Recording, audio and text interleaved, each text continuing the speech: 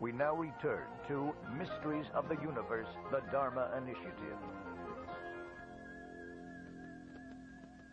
A church, normally a place for worship, not a place of scandal.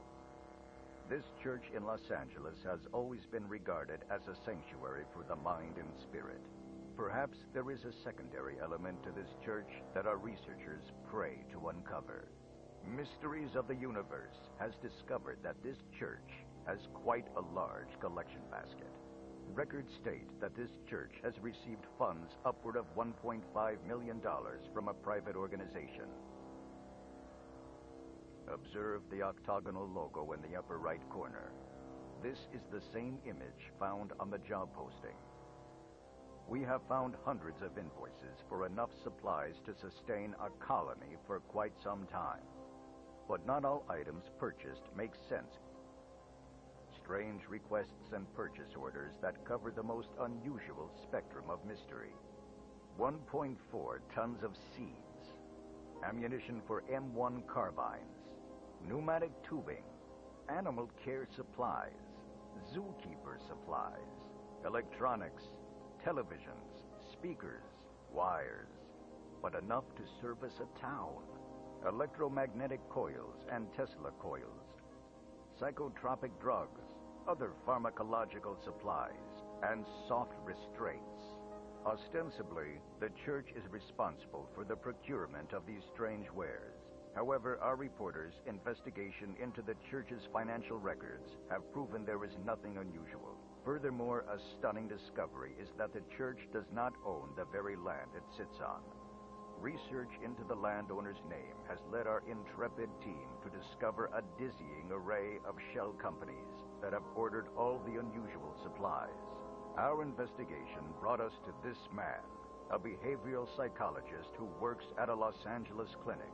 He too claims he was interrogated by the Dharma Initiative. He did not wish to be identified. My name is I'm a behavioral psychologist with a strong background in pharmacology. The interviews were intense. They also interviewed my colleague. He was a chemist. His name was Oldham or something or other. They asked me questions about every facet of my job, everything I've ever learned, or drug reactions, side effects, even things we were still researching, classified research, like Ludovico, etc. The Ludovico technique. It's where a subject is repeatedly told a series of phrases or images, and upon repetition, the subject may eventually believe they are true. Some believe this may be called brainwashing.